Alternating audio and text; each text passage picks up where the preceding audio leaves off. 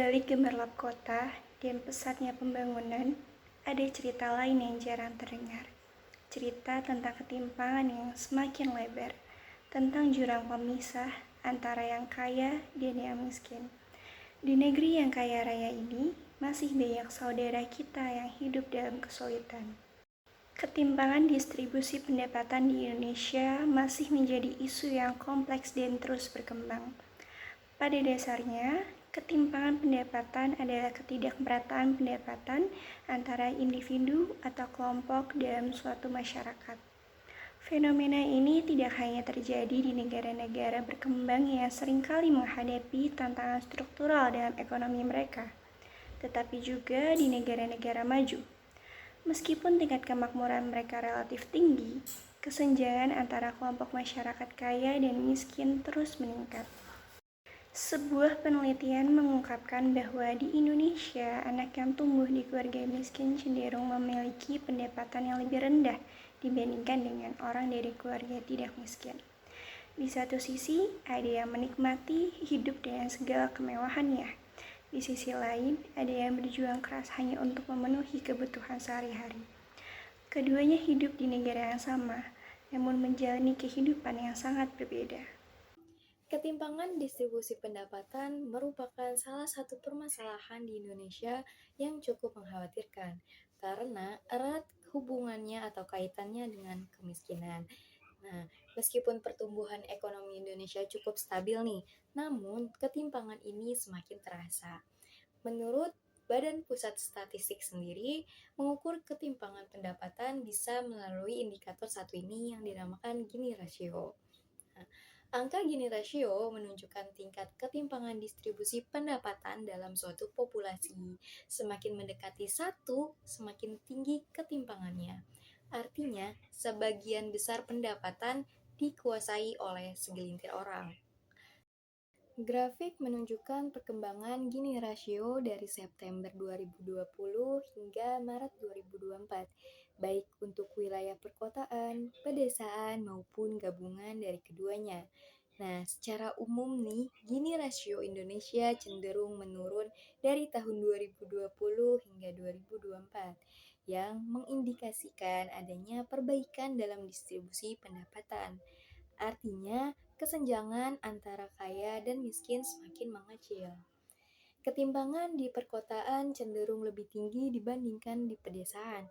Namun, baik perkotaan maupun pedesaan menunjukkan tren penurunan ketimpangan. Ketimpangan yang kita hadapi bukanlah suatu kebetulan, melainkan hasil dari berbagai faktor-faktor yang kompleks. Pertama, yaitu kesenjangan akses pendidikan. Nah, salah satu penyebab utama ketimpangan pendapatan adalah perbedaan akses terhadap pendidikan dan pekerjaan. Contohnya nih, si A, seorang pekerja kelas menengah di kota besar, mungkin beruntung bisa mendapatkan pekerjaan di sektor formal dengan gaji yang tetap. Namun, masih banyak sekali orang-orang di Indonesia yang harus bekerja di sektor informal tanpa jaminan sosial dan adanya ketimpangan pendapatan. Situasi ini yang memperparah adanya ketimpangan pendapatan. Mereka yang lahir dari keluarga yang mampu cenderung mendapatkan pendidikan yang lebih baik, yang akhirnya membuka peluang pekerjaan dengan pendapatan yang lebih tinggi. Sementara itu, masyarakat miskin kerap terjebak dalam siklus kemiskinan karena minimnya akses terhadap pendidikan dan pelatihan kerja. Kedua, ada kesenjangan sektor formal dan informal. Nah, banyak pekerja di sektor informal seperti buruh harian, pedagang kaki lima, atau pekerja serabutan cenderung tidak memiliki perlindungan sosial atau upah yang cukup untuk memenuhi kebutuhan hidup sehari-hari. Sementara itu, mereka yang bekerja di sektor formal, terutama di perusahaan besar, relatif lebih sejahtera, mendapatkan gaji yang jauh lebih tinggi dan tunjangan tambahan. Kebijakan pemerintah yang belum merata. Meskipun ada berbagai program pemerintah seperti bantuan sosial, BLT, dan lain sebagainya, dampaknya nih belum terasa signifikan bagi masyarakat miskin, terutama di daerah-daerah terpencil seperti daerah pedesaan. Terakhir ada konsentrasi kekayaan, yaitu kekayaan cenderung terkonsentrasi di tangan segelintir orang atau perusahaan-perusahaan besar saja yang memperburuk adanya ketimpangan ini. Ketimpangan tidak hanya berdampak pada individu, tetapi juga pada masyarakat secara keseluruhan. Dampak dari ketimpangan itu sangat nyata di lingkungan masyarakat. Ketimpangan yang tinggi memicu munculnya berbagai masalah sosial, mulai dari meningkatnya kemiskinan, kriminalitas, hingga ketidakstabilan politik. Ketika masyarakat merasa bahwa mereka tidak mendapatkan bagian yang adil dalam pertumbuhan ekonomi, rasa ketidakpuasan akan meningkat dan itu bisa mempengaruhi stabilitas nasional. Lalu melihat di lingkungan sekitar, anak-anak muda banyak frustasi karena sulit mendapatkan pekerjaan yang layak. Ini membuat mereka mudah terpengaruh oleh hal-hal negatif, seperti kriminalitas dan pergaulan bebas. Meskipun masalah ketimpangan sangat kompleks, kita semua memiliki peran untuk mengatasinya. Pemerintah perlu mengambil langkah-langkah konkret, diantaranya adalah meningkatkan akses pendidikan dan pelatihan kerja. Pendidikan adalah kunci. Pendidikan yang merata dan program pelatihan kerja bisa membantu meningkatkan keterampilan yang dimiliki masyarakat, sehingga mereka bisa bersaing di pasar kerja untuk mendapatkan pendapatan yang lebih baik. Pemerintah juga perlu memastikan bahwa akses pendidikan berkualitas tersedia untuk seluruh lapisan masyarakat, terutama bagi mereka yang tinggal di daerah tertinggal.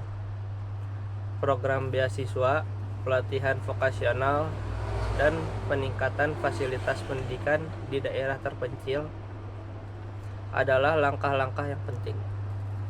Perbaikan kebijakan pajak dan redistribusi kekayaan. Pajak progresif yang lebih efektif dapat membantu mengurangi kesenjangan dengan mendistribusikan kekayaan secara lebih merata. Selain itu, kebijakan pajak yang progresif dan redistribusi kekayaan juga bisa membantu mengurangi ketimpangan pendapatan. Dengan sistem pajak yang adil, orang-orang yang memiliki penghasilan lebih tinggi dapat berkontribusi lebih besar untuk pembangunan, dan dana tersebut bisa digunakan untuk mendanai program-program sosial bagi masyarakat miskin. Pemerataan pembangunan infrastruktur di seluruh wilayah Indonesia bisa membuka peluang ekonomi di daerah-daerah yang selama ini tertinggal. Tak kalah penting, pemerintah juga perlu mempercepat pembangunan infrastruktur di daerah-daerah tertinggal. Karena akses terhadap jalan, listrik, dan teknologi informasi dapat membuka peluang ekonomi baru bagi masyarakat di daerah-daerah tersebut, sehingga mereka bisa lebih mudah terhubung dengan pasar dan layanan-layanan penting. Pekerja di sektor informal harus diberi perlindungan yang lebih baik seperti jaminan sosial dan upah yang layak. Masyarakat juga dapat berkontribusi dengan cara mendukung usaha-usaha kecil, melakukan kegiatan sosial, dan menuntut keadilan. Ketimpangan distribusi pendapatan adalah masalah kompleks yang membutuhkan perhatian dan kerjasama dari berbagai pihak, baik pemerintah, masyarakat, maupun sektor swasta.